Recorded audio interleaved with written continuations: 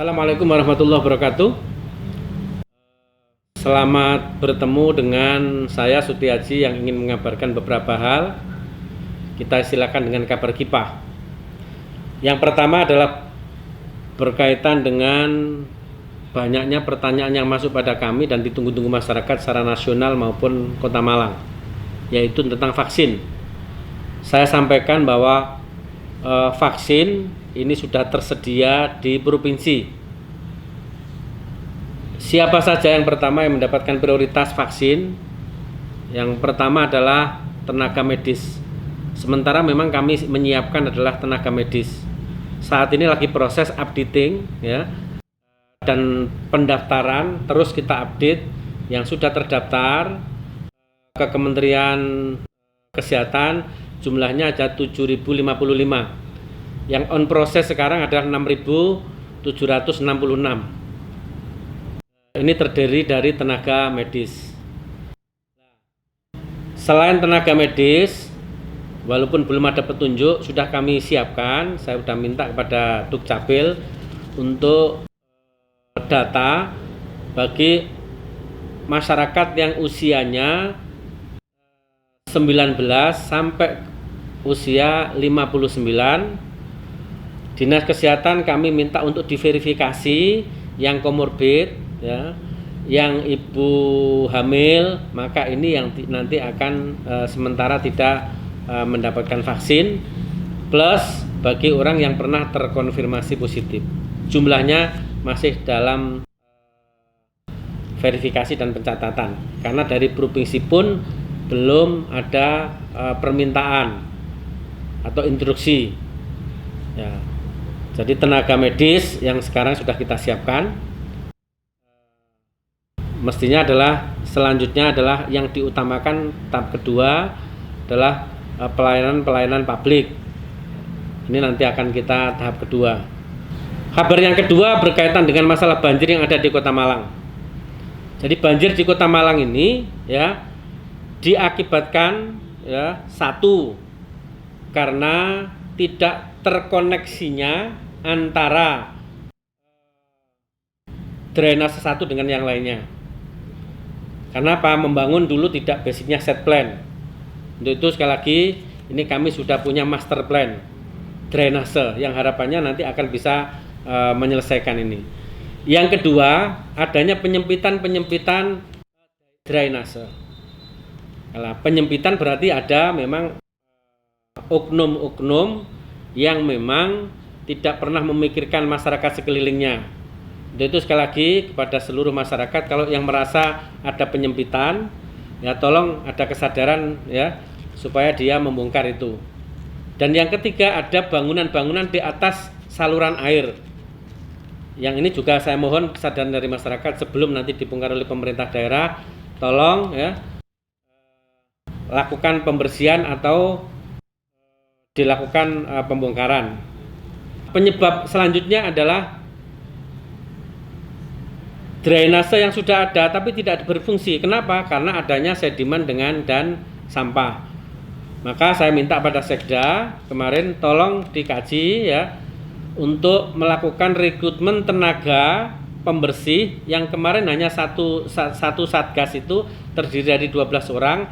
Nanti ada 5 titik yang mempunyai tugas membersihkan di lingkungan masing-masing di kecamatan ABC sampai 5 kecamatan tadi. Setiap hari harus nyari ya membersihkan saluran-saluran dan mengontrol gitu. Akan tetapi itu akan bisa berjalan dengan baik kalau kesadaran masyarakat untuk membuang sampah pada tempatnya ya. Yang kedua, jangan sampai yang namanya sedimen ya, kotoran-kotoran itu masuk pada atau bekas bangunan masuk di aliran-aliran atau drainase, karena itu nanti akan menyumbat. Selanjutnya kami sampaikan contoh ya, yang tadi saya sampaikan kita sudah punya set plan drainase secara makro. Kita ingin mengatasi banjir yang ada di Soekarno-Hatta. Kita sudah punya DID dan kita kemarin ajukan pada provinsi. Kenapa? Di Soekarno-Hatta itu adalah wilayah provinsi. Sudah minta pada provinsi untuk dilakukan pembangunan ya, Kenapa? Karena di situ aliran sungai yang dari barat itu tidak bisa langsung ke selatan ke sungai, tapi alirannya itu memang dipecah sedikit saja, hanya dari Polinema ke bawah itu yang bisa masuk ke sungai. Kenapa? Karena datarannya tinggi, ya. Di RSUB itu tidak bisa langsung ke selatan. Untuk itu saya minta kepada Provinsi Jawa Timur, ketika itu sudah dibangun, saya yakin, ya, dan sudah dianalisa oleh tenaga ahli, oleh tim ahli, ya, dari para akademisi, ini menyelesaikan banjir yang sementara mungkin di Borobudur, di Jalan Ayani ke selatan, ini Tulus Rejo, Kelurahan Lokwaru dan seterusnya, karena akan dipecah, ya. Yang kedua, kita juga punya kasus titik banjir yang ada di Insinyur Rais, yang itu memang di beberapa yang saya sebutkan itu sudah bertahun-tahun. Maka ini sudah kita tidak bisa, saya mohon maaf pada masyarakat yang di sana, bersabar dulu karena membutuhkan proyek yang luar biasa, ya. Jadi drainase yang sudah siapkan dulu adalah untuk satu arus saja, tapi sekarang ada aliran yang dulu RTH, sekarang banyak bangunan dan perumahan. Ini yang kemarin membuat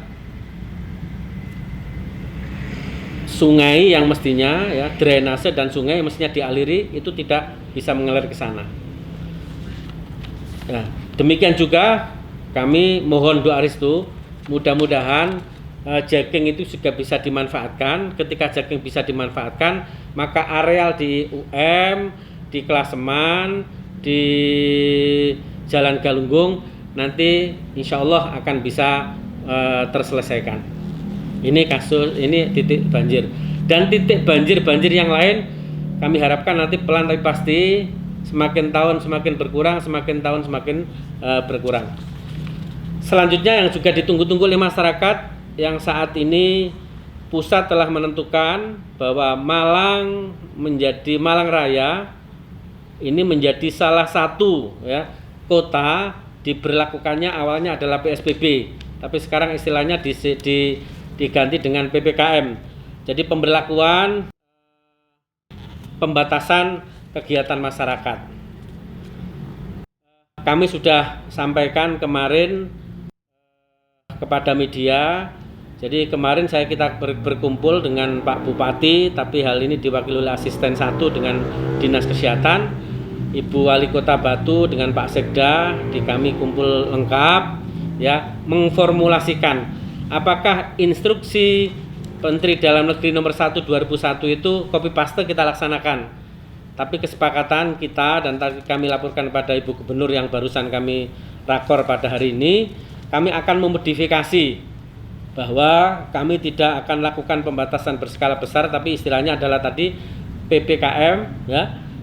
Jadi pemberlakuan pembatasan kegiatan masyarakat. Salah satu diantaranya jam operasi untuk mal, ya, kafe dan seterusnya. Ini buka pukul 7 sampai pukul 20.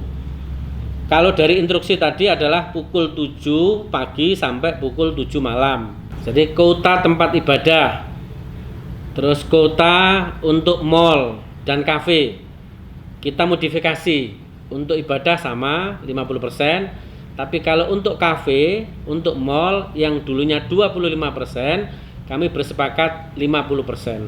Tapi tetap pakai semuanya, tadi tetap pakai protokol COVID, ya. Jadi tetap pakai protokol COVID, akan kita tegakkan benar. Di saat nanti kursinya dan lain sebagainya berkemuran, saya tidak segan-segan. Tadi saya sudah manggil Pol PP, saya sudah DPM PTSP, bagian hukum saya panggil. Ketika melanggar, ya akan kita tutup, izin operasional kita cabut. Ini warning kami. Itu sekali lagi kita sudah ada modifikasi. Yang hanya copy paste adalah perkantoran. Jadi perkantoran saya kira diatur oleh masing-masing kantor jam operasionalnya, tapi jumlah. Jadi kita berlakukan WFH-nya 75%, WFO-nya 25%. Kecuali pabrik yang saat ini kami masih menunggu surat keputusan dari provinsi. Tadi sebenarnya saya sudah telepon Pak Wagub, karena Pak Wagub dalam ini yang diutus oleh Ibu Gubernur berkoordinasi atau rakor berkaitan dengan pemberlakuan PPKM. Jadi insya Allah hal-hal itulah yang bisa kami sampaikan. PPKM ini modifikasi dari PSBB, dan PPKM pun kami modifikasi dengan kearifan. Kami mohon sekali lagi, bukan kami kesadaran dari masyarakat, bukan kami mentolerir dan memberikan keleluasaan dan kelonggaran pada masyarakat. Tingkat kematian di kita semakin hari semakin meningkat, ya. Terkonfirmasi positif semakin hari kita semakin meningkat. Saya udah nanya kepada lab bahwa tingkat, ya, positif rate kita dari swab sampling atau samplingnya, saya sampling kemarin, saya random, saya tanya kepada lab berapa persen sih, rata-rata sudah 52%. Katakan 100 sampling yang di lab, ya, itu yang terkonfirmasi positif sudah 52, selebihnya negatif. Untuk itu sekali lagi, ayo kesadaran masyarakat 3M ditambah 1. Yang pertama adalah mencuci tangan, pakai air mengalir dan pakai sabun. Yang kedua adalah memakai masker, dan yang ketiga adalah menjaga jarak, plus ditambah 1 adalah menghindari kerumunan. Jadi 4M, menghindari kerumunan. Ini kami harapkan itulah yang menjadi vaksin kita supaya kita bisa memutus mata rantai COVID-19. Terima kasih. Mohon maaf. Assalamualaikum warahmatullahi wabarakatuh.